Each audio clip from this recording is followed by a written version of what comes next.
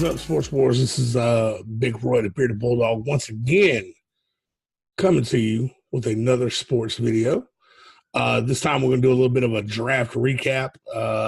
If anybody that knows me from the sports group, Sports Wars, knows that I could talk shit about drafts all day. I love the draft, mainly the NFL draft. That's always my first love. NBA draft. I love the trades. I love the action. But today we're talking about the NFL draft, which was completed yesterday. It's all 7 rounds from Kyler Murray to Mr. Irrelevant. Mainly I'm going to touch on the first round of the draft today, some of the surprise moves, some of the not so surprise moves. Not as much movement as I expected.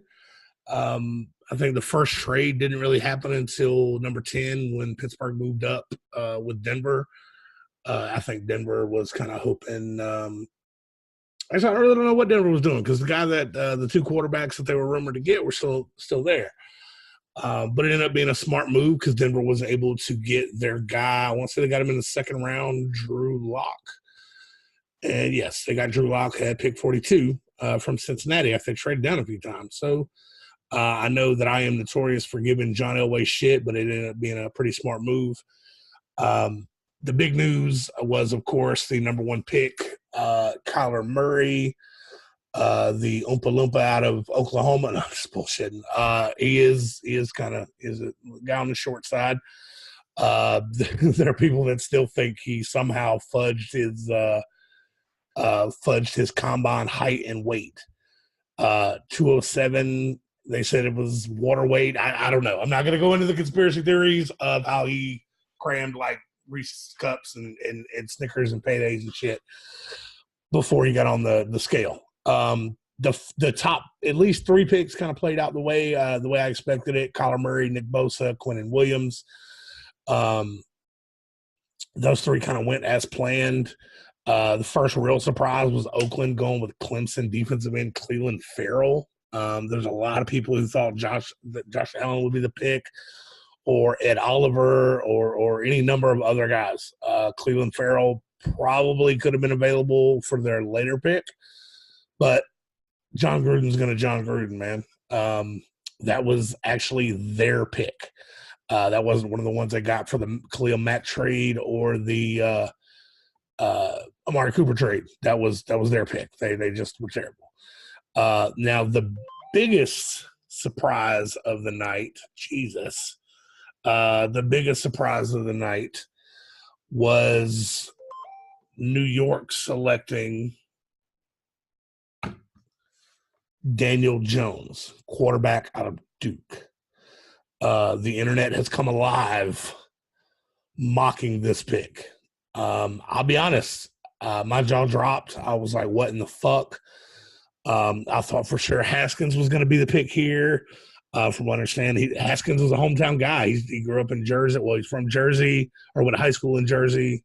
No, grew up in Jersey, went to high school in the Baltimore, Maryland area. But they went with Daniel Jones, who, as the internet so lovingly put it, looks like he could play Eli Manning in a movie about Peyton Manning's life.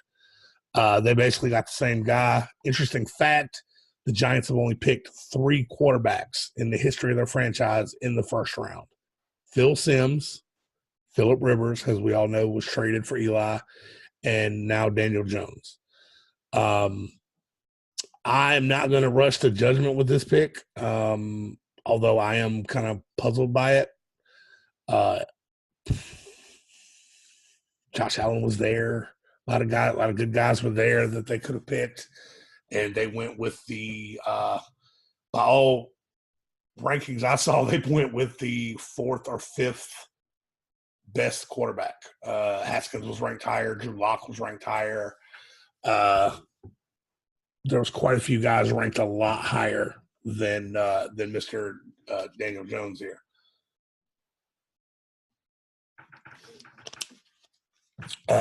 From there were not quite that many surprises. My Falcons picked a guard, which is quite possibly the least sexy pick that anybody could ever make is a guard, unless it's the NBA draft.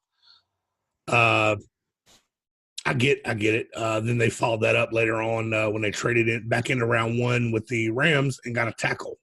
Basically, the Falcons just kind of solidified the right side of the line for the next at least 5 years. So I'm not mad.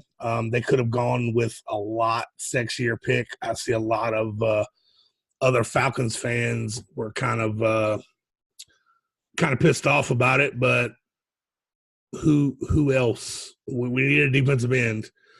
Only one. There was other defensive ends available. Brian Burns. No, Brian Burns actually a linebacker. Montez Sweat. From what I understand, there was still questions about his quote unquote heart condition, even though some of that came out later that it he may have been misdiagnosed. So I don't know. So with that said, I mean, the main defensive ends, the guys that the Falcons really wanted, or the defensive linemen that the Falcons really wanted, were gone. I know we had wanted Ed Oliver bad. We wanted Josh Allen. I think we weren't talking about converting him. Farrell, I had heard. I know we wanted Quinnen Williams or Nick Bosa. There had been rumors all day that the Jets were trying to trade it back, and the Falcons or Redskins were trying to trade up. It just never came to be. I'm kind of glad that it didn't, because that means we would have had to give up a shitload to go from 14 to 3. Probably best case scenario. The very next pick after the Falcons pick was Dwayne Haskins, who made a couple notes from him on draft day. He laughed when the Giants picked Daniel Jones, and when they were interviewing him, he pulled a Josh Rosen and said the rest of the league's going to pay for passing on him. He is a hometown guy. He is from he went to high school in the Maryland area. He's right there. The Redskins may have found their quarterback of the future, but there are some that are concerned that this may be a Lonzo LeVar Ball situation, because apparently his dad is all set to ramp up the marketing for H&H. What's that? H&H marketing or some shit like Haskins and Haskins. As we know, Haskins is a junior. After that, it just kind of there weren't really any big surprises. The Redskins traded back in, got Montez Sweat. They kind of ignored that the concerns about the heart condition. The Raiders used the Bears pick to get Josh Jacobs, who just couldn't beat out any other running back for the job at Alabama. He was just one of the guys. Georgia alum DeAndre Baker got picked up by the Giants, who all the Giants fans I've talked to, that's the main pick that they were happy with in that first round. And then the Patriots closed it out with N'Keal Harry, Arizona State wide receiver. They decided not to go with the combine sweetheart DK Metcalf. Because he threw up great numbers, but combine doesn't mean shit. A couple other notes. Deebo Samuel, a wide receiver in South Carolina, went to San Francisco. I love that pick. Just Drew Lock went to Missouri, or went from Missouri, went to Denver. I like that pick too. One of my favorite second round picks, Cleveland, man. Cleveland continues to do their thing.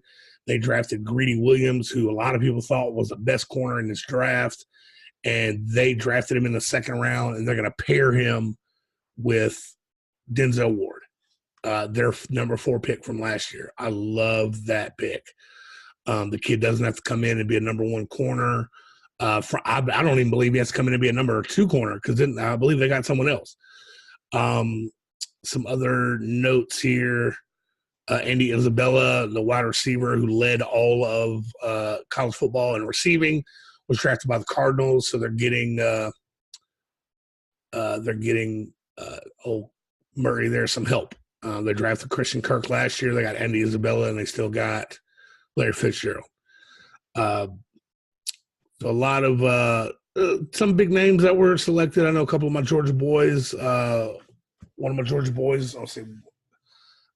When McCole Hardman went to KC, there's talk that he may be Tyreek Hill 2.0 because they're going to need Tyreek Hill 2.0 because Tyreek Hill 1.0 is probably going to get his ass kicked out of the league because he's a piece of shit. Let's see. Elijah Holyfield, I wish he would have come back. He didn't get drafted. He got signed by the Panthers. A couple other interesting kind of new notes from this draft. There was a long streak that was broken when the draft ended yesterday. And that streak was Nebraska had a player selected in 56 consecutive drafts. And they did not have a single player selected this year. That's incredible, but I do think it has more to do with where Nebraska has been at as a program for the last decade. It hasn't been good. And also another note, because I'm a Georgia fan and also SEC, I do like taking shots at my rivals. Tennessee did not have a single player drafted this year. They're the only SEC team that did not. Even Vanderbilt had 2. But continuing on with the SEC dominance, we had 64 players drafted. That's 24 more than anybody, at least 24 more than anybody else. I love it. It's great to me. The SEC continues its draft run, even though it's down. Alabama had the most players selected with 10, followed by Ohio State with 9, Oklahoma and the University of Washington at 8, and then Georgia and Texas A&M at 7. This was a very defensive-heavy draft. Although looking at the numbers here, it kind of evened out. 129 defensive players, 120 offense. So, I mean, shit, we even had 2 punters drafted, y'all. I mean, come on. By far the deepest position in this draft, the most that were picked, was linebackers. 33 linebackers selected. You kind of see where the game is shifting to. You need pass rushers. You need a quarterback. You need guys who can protect that quarterback. You need guys who can get to that quarterback. That's where we're at with the league now, and it shows. Defensive tackle, defensive end, linebacker, the most taken in round 1. 32 picks. There were, 15 of those picks were in the box players. Defensive tackle, defensive end, linebacker. That's crazy to me. Running back it's kind of going the way. I mean, there was 2 running backs selected in the first 2 rounds, and I believe they were both Alabama running backs. So, I mean, it is what it is. You can kind of see, looking at the trends, which I love doing. You can kind of see where the league is headed, or where it's at. It is a passing league now, no question about it. It is going to continue. The quarterbacks of this year were a handful of guys that nobody was really sure about, it's crazy to me. Guys that